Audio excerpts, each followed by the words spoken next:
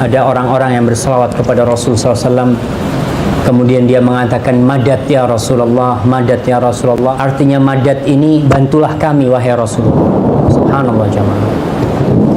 Nabi tak pernah mengajarkan hal itu. Nabi mengajarkan kepada Abdullah bin Abbas, idza sa'alta fas'alillah. Kalau kau minta, mintalah kepada Allah Jalla Jalla, bukan minta sama aku. Nabi itu qul innama ana basyarun mithlukum yuha ilayya. Sesungguhnya aku ini manusia sama seperti kalian, sama. Tapi bedanya yuha ilayya, aku mendapatkan wahyu. Nabi itu bukan separuh malaikat, bukan. Nabi itu bukan separuh Tuhan, bukan. Nabi itu manusia biasa yang mendapatkan wahyu. Itulah doa Nabi itu tidak pernah ngaji mengatakan wahai anakku kalau kau meminta, minta sama aku. Subhanallah, nggak pernah Nabi mengajarkan hal itu. Nggak pernah Nabi mengajarkan hal itu. Kita oke bertawasul dengan Rasul SAW dengan baca sholawat buat beliau. Karena memang doa yang tanpa sholawat nggak akan diangkat. Kita bersholawat, tapi tak perlu, kita nggak boleh minta sama Nabi. Kok minta sama Nabi? Ada lagi nanti yang mengatakan bukan madad ya Rasulullah, madad ya Husain. Nah, mereka madad ya Ali. Semuanya dia minta tidak kepada Allah. Dan antum baca di Al-Quran Al-Karim bagaimana doa-doa para nabi yang Allah mengatakan fabi hudahu muqtadi. Kalau kau ingin dapatkan hidayah, contoh mereka. Doanya Nabi Ibrahim apa? Rabbi ja'alni muqimas salah wa min dzurriyyati. Rabbi, ketika selesai bangun Ka'bah apa kata beliau? Rabbana taqabbal minna. Rabbana, tuh tawassul yang diajarkan. Rabbana, Rabb kami.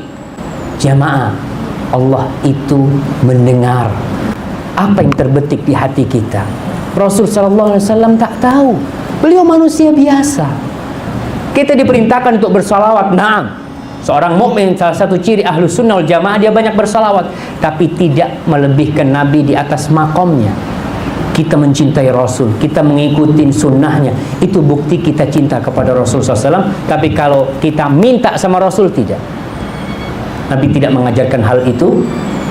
Kalaupun Nabi mengajarkan hal itu di masa hidup beliau, iya, sahabat datang kepada Rasul, ya Rasulullah, aku ini punya pasal gini Rasul, doakan. Naam. Tapi selesai ketika Rasul SAW wafat, ya sudah, beliau sudah berpindah dari alam dunia ini ke alam barzakh. Beliau hidup di kuburnya, tapi dikubur di alam barzakh. Bukan seperti sekarang orang memang kita gali, apa bisa kalau kita gali kuburan Nabi, Nabi kemudian bangun lagi kumpul sama umat? Nggak mungkin. Beliau sudah meninggal, sudah wafat, tapi hidup di kehidupan yang berbeda di alam barzakh sana. Yang alam barzakh itu kita tahu berantara dunia dan akhirat. Maka masalah madad ya Rasulullah, janganlah. Sebagian ulama bahkan memasukkan itu termasuk meminta kepada selain Allah, dan itu perbuatan yang dilarang, masuk kepada syirik bisa jadi. Maka hati-hati ketika orang mengatakan hal itu, tolong dipelajari kembali, dilihat, dicontoh Rasul SAW. Kalau Nabi memang mengamalkan, ya kita amalkan. Ini perintah Nabi ngomong suruh madad ya Rasulullah, ya udah kita amalkan.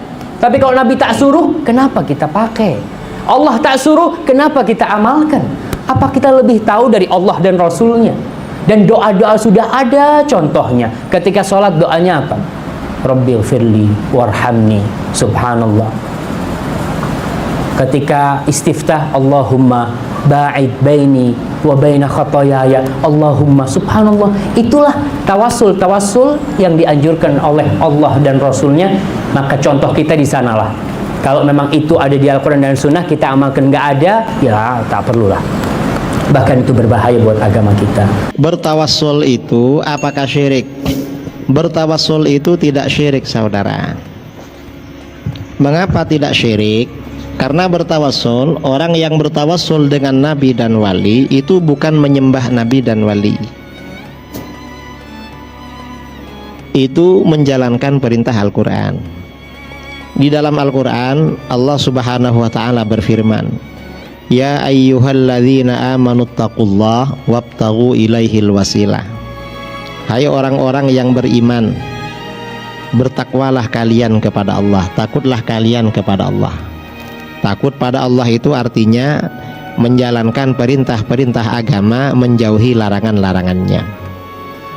Ternyata bertakwa saja tidak cukup, masih ada perintah lagi. Apa? Wabtaghu ilaihil wasilah, dan carilah wasilah menuju Allah.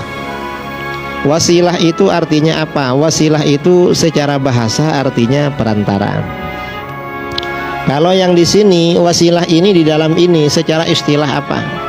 Para ulama ahli tafsir, misalnya Al-Imam Ibnu Katsir dalam kitabnya Tafsirul Qur'anil Azim, beliau mengatakan wal wasila hiyallati yutawassalu biha ila tahsiril maksud. Wasilah adalah sesuatu yang mengantarkan kita menghasilkan apa yang menjadi tujuan kita. Ini contoh ya. Saya dari Surabaya ke Pekanbaru. Kalau jalan kaki kira-kira berapa lama? Ya lama, karena nggak bisa terbang. Kalau naik mobil lebih cepat. Karena ingin lebih cepat, naik pesawat. Pesawat itu dari Surabaya ke Pekanbaru kalau yang langsung dulu 2 jam. Kalau transit Jakarta dari Surabaya ke Jakarta 1 jam 15 menit, dari Jakarta ke Pekanbaru 1 jam setengah.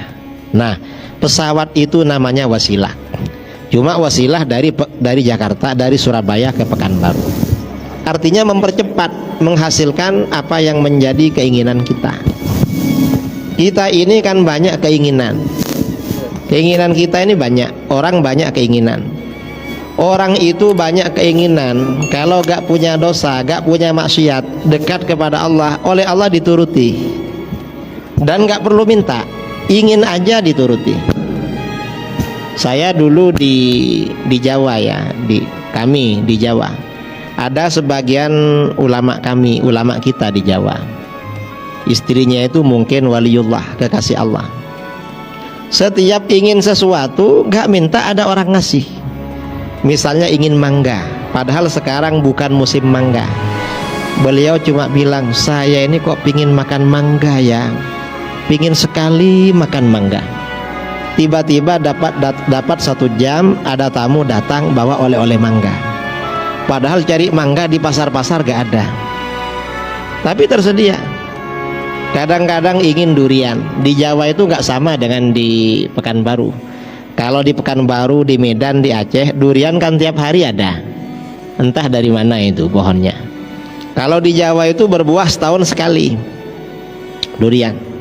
Nah, beliau ini, istrinya kiai ini ingin durian. Beliau berbicara, saya kok ingin sekali makan durian. Tiba-tiba sebentar ada tamu bawa durian. Ini kalau orang dekat kepada Allah, nggak perlu minta, ingin aja dituruti oleh Allah.